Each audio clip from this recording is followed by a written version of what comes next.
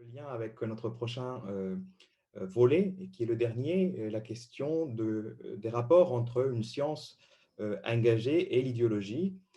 donc qui est le dernier volet de cette table ronde. Et pour parler de cet aspect des rapports entre science et idéologie, nous avons le plaisir d'avoir parmi nous Gisèle Sapiro, qui a longuement travaillé sur la sociologie du champ scientifique et du champ intellectuel, non seulement dans des contextes nationaux, mais aussi au niveau international, et qui a récemment dirigé le dictionnaire international Bourdieu. Gisèle, on constate que Travail et travailleurs en Algérie se positionne comme un instrument de connaissance, mais aussi comme une forme d'intervention politique qui tente un peu de répondre par le savoir à des questions qui se présentent sous une forme simplifiée à outrance dans le débat politique et dans le débat idéologique. Comment ce livre donne forme à une science engagée, en rupture avec des préceptes idéologiques, et de quelle façon elle se manifeste un peu dans la trajectoire intellectuelle de Pierre Bourdieu? Oui, merci Amine et merci de cette table ronde passionnante. Alors, la question des rapports entre science et idéologie a été remise à l'ordre du jour à l'occasion de la polémique déclenchée par les accusations récentes d'islamo-gauchisme proférées par la ministre de l'Enseignement supérieur et de la Recherche contre les chercheurs en sciences humaines et sociales. Alors, sans revenir sur la polémique, je voudrais, à partir de Travail et travailleurs en Algérie, réfléchir à ce qu'est une science engagée et en quoi elle se distingue d'une idéologie. Dans l'avant-propos du livre, Bourdieu revient sur les conditions d'une recherche menée en situation coloniale. Selon lui, l'idée d'une telle recherche serait nécessairement affectée, je cite, d'une impureté essentielle et donc relèverait de l'idéologie. Il cite à cet effet Michel Léris, pour qui l'ethnographie, et plus encore que d'autres disciplines, entachée de cette impureté, du fait qu'elle tient sa mission de l'État colonial, ce qui interdit à l'ethnographe de s'en défausser. C'est a fortiori le cas lorsque l'ethnologue travaille dans des territoires coloniaux dépendant de son pays d'origine, même sans recevoir d'aide directe de son gouvernement. Alors Bourdieu commente, je cite, on oppose la science pure à l'idéologie engagée au service de tel ou tel pouvoir ou de tel ou tel ordre établi, et l'on ajoute que l'intention pure de faire une science pure est nécessairement vouée à l'échec. Donc, il dit en fait, l'enracinement historico-culturel serait le fondement d'une complicité et partant d'une culpabilité indélébile de l'ethnographe. Alors, il ne s'agit pas pour Bourdieu de nier que l'action de l'ethnologue tient, je le cite à nouveau, son sens du contexte dans lequel elle s'accomplit, mais doit-on en conclure que l'ethnologie pure devrait être pratiquée par des indigènes, lesquels jouiraient d'un privilège ethnique et épistémologique? Loïc l'a rappelé, cette question que Bourdieu posait au début des années 60 est devenue un terrain d'affrontement majeur aujourd'hui parmi les chercheurs des pays du Sud. La double réponse que Bourdieu commence à y apporter et qu'il développera par la suite, jusque dans son dernier cours au Collège de France, Sciences de la science et réflexivité, réside dans les notions de réflexivité et d'autonomie relative du champ scientifique, qui n'apparaissent pas encore en tant que telles, mais dont il jette les bases dans cet avant-propos. Alors Bourdieu esquisse tout d'abord une réflexion sur la position de l'ethnologue, tributaire malgré lui d'une forme sociale qui existe avant lui, je cite, qu'il n'a pas créée, qu'il doit subir, lors même qu'il la désapprouve ou qu'il tâche à s'en désolidariser et dont il bénéficie même dans son métier d'ethnologue. La relation enquêteur-enquêté ne peut se dégager, en fait, je cite encore, du rapport de domination qui s'établit objectivement entre la société colonisatrice et la société colonisée. Alors concrètement, cela induit une réflexion sur la relation enquêteur-enquêté et par exemple le choix de coupler des enquêteurs français et algériens pour les entretiens. Je ne développe pas. Bourdieu reviendra en 75, ça a été évoqué par Georges, lors d'un colloque sur ethnologie et politique au Maghreb, sur l'ethnologie comme science coloniale, pour faire de l'autosocio-analyse et de l'histoire sociale des sciences sociales deux conditions indispensables à la pratique sociologique. Cette réflexivité critique sur les conditions impures d'une science qui se veut pure, pourrait-on dire en paraphrasant Bourdieu, a pour pendant une réflexion sur les conditions d'une pratique scientifique autonome. car il ne suffit pas de brandir l'autonomie de la science comme un argument d'autorité pour se blanchir de tout soupçon de complicité idéologique avec le système colonial, ni plus généralement avec le système de domination de son propre pays. En effet, selon Bourdieu, cette complicité originelle n'est pas d'une autre nature que celle, je le cite, qui lie à sa classe le sociologue étudiant sa propre société. C'est donc avant tout l'idéologie dominante que les chercheurs risquent de véhiculer, serait-ce à leur insu, du fait même de leur position sociale et des modes de financement de la recherche. Et c'est dans une pratique scientifique réflexive et contrôlée que l'autonomie doit s'incarner. Le premier impératif absolu que Bourdieu tire de cette expérience, et qui n'est pas d'ordre éthique mais scientifique, est qu'aucune conduite, attitude ou idéologie ne peut être comprise hors de la référence à cette situation existentielle du colonisé. Faire autrement, écrit Bourdieu, ce serait par une sorte de subversion ontologique escamoter ce qui fait l'essence de la situation, à savoir le système des rapports déterminés, nécessaires et indépendants des volontés individuelles, par référence auxquelles s'organisent les attitudes et les conduites. C'est ainsi que se définit à ses yeux la responsabilité réelle de l'ethnologue. Cette conception de la responsabilité s'oppose à celle morale que développe Léris dans le sillage de Sartre et que Bourdieu critique, interrogeant notamment le rapport entre responsabilité collective et responsabilité individuelle.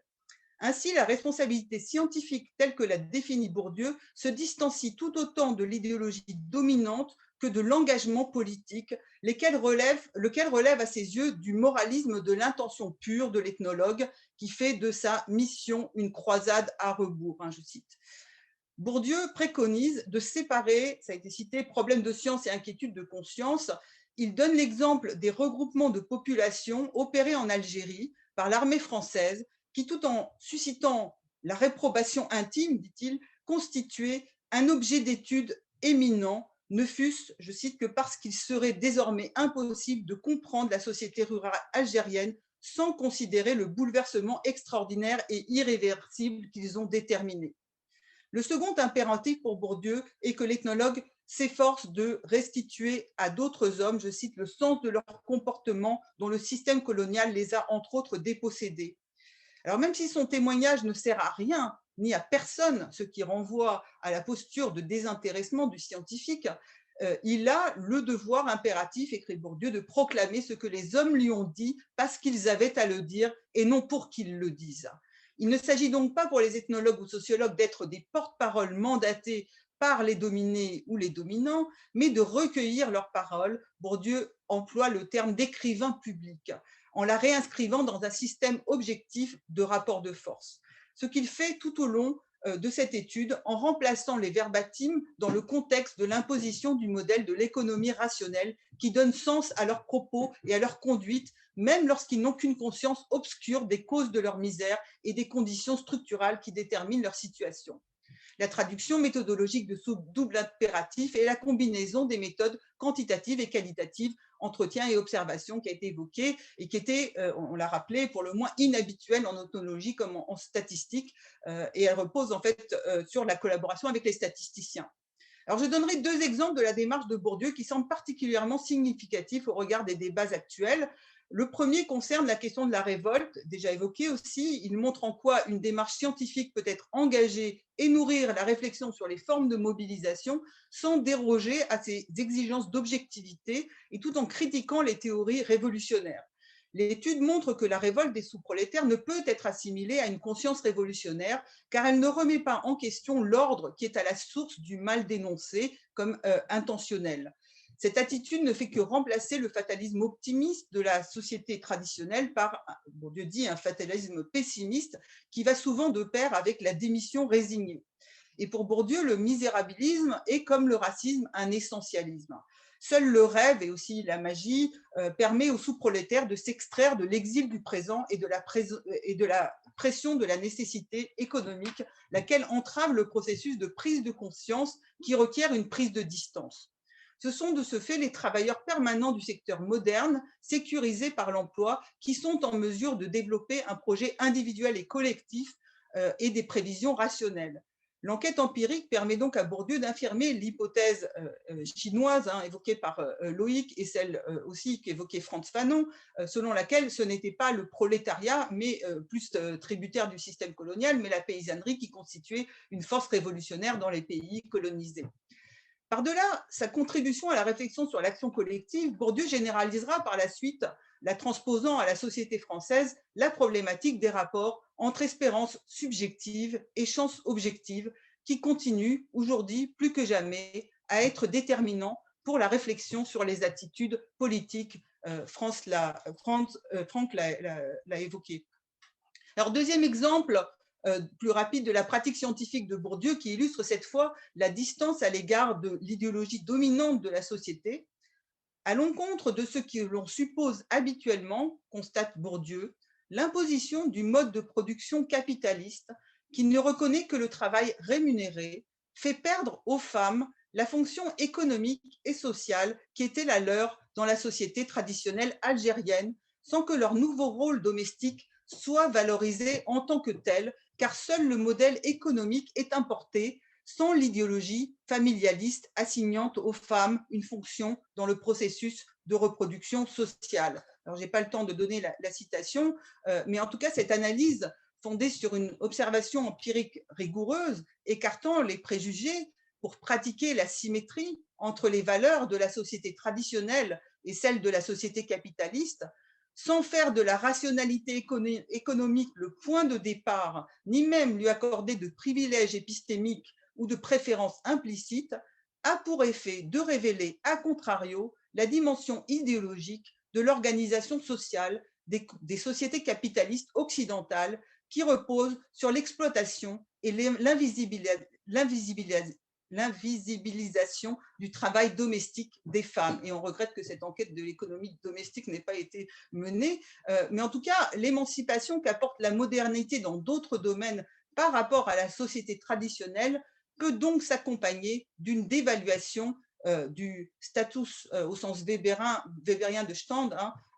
des femmes, a fortiori en situation coloniale. Alors cette démarche illustre, cela mérite d'être signalé, les bénéfices d'une approche en termes d'intersectionnalité, même si le terme n'existait pas à l'époque. Voilà, pour conclure, la science sociale engagée se distingue aussi bien de l'idéologie dominante que des idéologies contestataires par sa distance critique et son travail d'objectivation des formes de domination de classe, de genre et de race, ici les rapports coloniaux interethniques, fondés sur une méthodologie rigoureuse, mais aussi par l'écoute et la restitution des points de vue des individus resitués dans le système des contraintes qui pèsent sur eux. Une telle science n'a rien de neutre.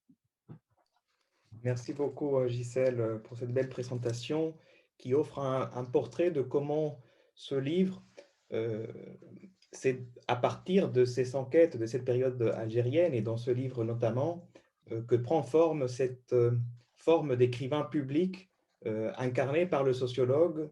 à travers la question du temps d'écouter, d'observer, de comprendre, et comment la question de la réflexivité peut être une arme politiquement beaucoup plus utile et forte à long terme. Et c'est une des originalités, je pense, de cette enquête et de cette période, que d'avoir constitué une autre position anticoloniale qui puisse se fonder sur des utopies sociologiquement fondées, comme disait Bourdieu, pour comprendre réellement les possibilités d'un autre avenir, au lieu d'énoncer des discours idéologiques qui peuvent conduire contradictoirement à des formes de domination les plus arbitraires et les plus brutales. Donc, merci.